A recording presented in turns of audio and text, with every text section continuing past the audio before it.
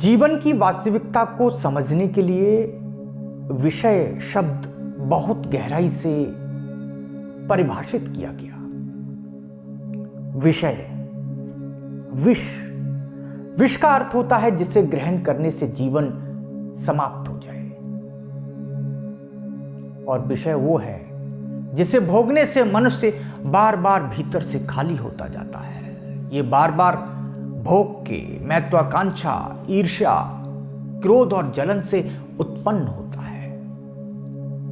इनसे हमारा जीवन शून्यता की ओर अग्रसर होता है। जब तक हम अपने जीवन को केवल एक प्रक्रिया के रूप में देखते हैं जिसमें हर दिन का अर्थ धीरे धीरे क्षीण हो रहा है, हमारा जीवन जो एक प्रज्वलित ज्योति होना चाहिए था, वह मृत्यु के धुएं जैसा बन गया है। जन्म से लेकर मृत्यु तक यह एक निरंतर घटने वाली लगातार प्रक्रिया है।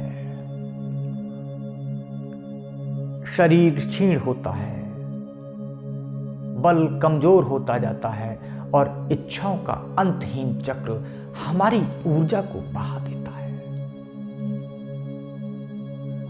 अंततः ये खालीपन मृत्यु का रूप ले लेता है।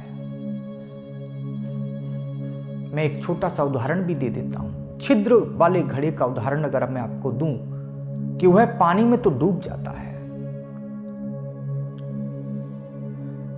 भरा हुआ प्रतीत होता है कि ये तो भरा है, लेकिन जैसे ही उस घड़े को आप बाहर खींचोगे वह खाली होने लगता है। और यही हमारे जीवन का सत्य है। जन्म के साथ ही यह खाली होना शुरू हो जाता है। जन्म का पहला दिन वास्तव में मृत्यु का पहला दिन है, जिसे हम जन्मदिन कहते हैं। उसे हम मृत्यु दिन भी कहें तो कोई गलत नहीं होगा। आप जानते हैं कि क्रोध और क्षमा ये दोनों चीजें हैं। क्रोध आत्मा के लिए विष है, क्योंकि जब बात विषय पर हो रही है और मनुष्य के जीवन में ये दोनों विषय, क्रोध और क्षमा, ये हर पल हर क्षण रहते हैं। अगर मान लीजिए आपको क्रोध आ रहा है तो आपने विष का सेवन किया है, जबकि क्षमा अमृत के समान है। क्रोध आत्मा को जलाता है और संबंधों को कमजोर करता है, जबकि क्षमाशीलता और शांति का अनुभव कराती है। उसी तरीके से आप आसान भाषा में समझेंगे कि कुटिलता और सरल कुटिलता, कुटिलता विष है और सरल कुटिलता, सरलता अमृत है। सरल जीवन को हल्का और मुक्त बनाती है। ये आत्मा को सच्चे स्वरूप के करीब ले जाती है। वहीं पर मैं एक और उदाहरण जोड़ूंगा, क्रूरता और दया। क्रूरता आत्मा को जकड़ लेती है, जबकि दया उसे मुक्त करती है। दया मनुष्य को उच्चतम की ओर ले जाती है। इसलिए हमारा और स्व स्पिरिचुअल ट्रस्ट का जो मेन फोकस है वो मानवता पर है, दया पर है।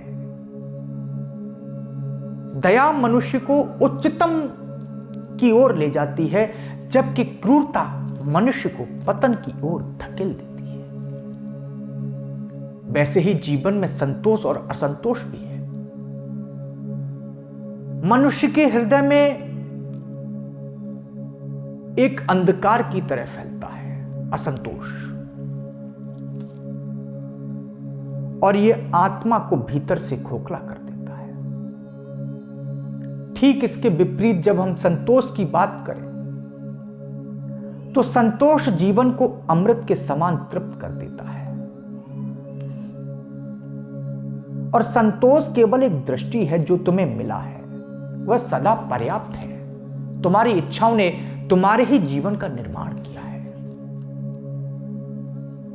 यह जीवन तुम्हारी चाहतों का प्रतिबिंब है। अगर तुम शांति चाहते हो तो तुम्हारी इच्छाओं को भी उसी दिशा में होना चाहिए, तभी आप शांत हो पाएंगे। इसलिए महत्वपूर्ण है कि विष शब्द को, चाहे वो अहंकार में हो, असंतोष में हो, इसको त्याग दें। आपका जीवन सफल बन जाएगा। नमस्कार, धन्यवाद।